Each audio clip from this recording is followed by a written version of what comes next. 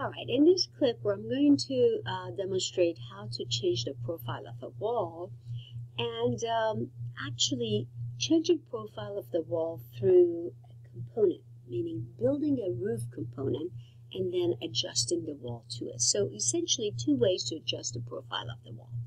Let's first do the easy way. So I'm going to scroll back. I can look at the east elevation this way, or I can look at the east elevation that way. Clicking here or clicking here. All right, I'm going to click this way. All right. So when I look that way, that wall is my front wall. I can change the profile of that one by simply clicking here, coming up here, editing the profile. Every time I'm editing any profile, all the outline lines become fuchsia, this hot pink color. I can essentially erase all of them. I erase the whole profile, and I can compose a completely different profile. I can go straight up here and say, I want to go up 18 feet here. And then you say, you know what I want to do is I want this to actually be going to the profile of my wall because I want my roof to be exposed or composed this way. And I would like this portion of my wall to just literally sit on the edge, going down here and there. There we go. And why would I want the profile to be this way? Is because of thinking ahead about the roof. All right. As long as these lines are one continuous, no overlapping, no open edges, continuous polyline, I should be okay. Click. And voila, it is. So it's turning this way. So that's certainly one way for me to compose my roof. All right.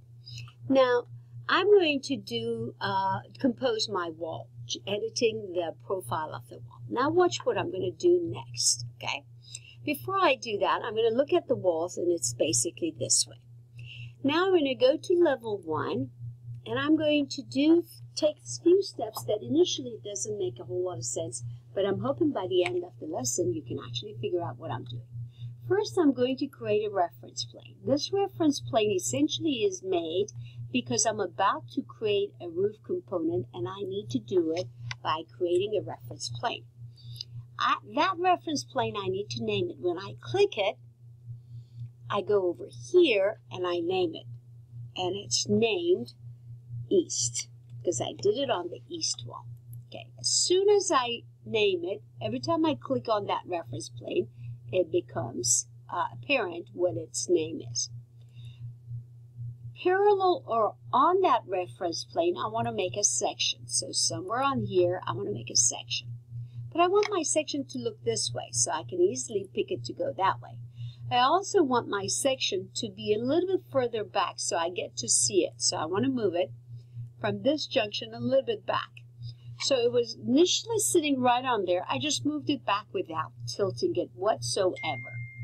Now what I like to do is look at my cross section. But before I do that, I say, this is my section 2. This one is section 1. This one is section 2. I can click this way or the other way. So that's my section. Now I want to compose my roof. So component, go down to the second item, model in place. And I'm going down all the way to roof as a category. And I'll tell you why it's important to categorize it as a roof. I click OK. It chooses the name roof 1 for me, and I say that's fine. If you want, you can create another roof. I would like to compose that by virtue of extrusion. And it says, from which plane do you want to get started? I want to start from eastern plane. That's that plane that I had created. It's going to make sense to you in a second. So I'm going to say OK. And then essentially I'm going to use these edges. I can use this to pick a line. That line is good for me. And I would like to offset from here 1 foot. There we go. That's my roof. I would like to pick this line. Okay. Or I can draw it. If it doesn't do it for me, I can draw it. I wasn't doing it because it was actually on a different mode. Then I go straight up 8 inches because my fascia is 8 inches.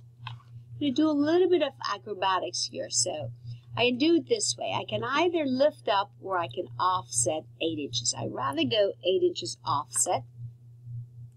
And then I'm going to chamfer this line and that line. Now I'm going to come down. It's bound to be 8 inches when I come, see, down. And then I'm going to chamfer and clean this part and that part. I no longer need this. That was just part of the process. Now I'm going to come on this side. I'm actually going to get this line, and then I'm going to offset it 4 inches because I would like the overhang to be 4 inches. So here's my 4 inch. Chamfer it. Click this one. Now I'm going to close it. Okay? So here's my roof. Now that roof element starts from the reference plane that I created, and it extrudes back from that reference plane 0, goes back, extends whatever amount it says over there. Right now it says 10 because the very last time I did it is 10. It could be 2 feet, it could be 5 feet. I could set it up however I want. So I say check. And then before or after, I have to check it twice. And later on you'll find out why you have to check it twice. So I look at it here.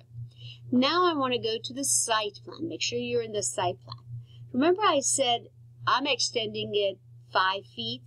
So it starts from the reference plane, which is right on this edge, goes over 5 feet. But I can yank it from here and let it snap right to here. Now it's a whole lot more. So if I went back to the 3D, I can actually see where it went. If I went back to my section 2, I get to see it this way.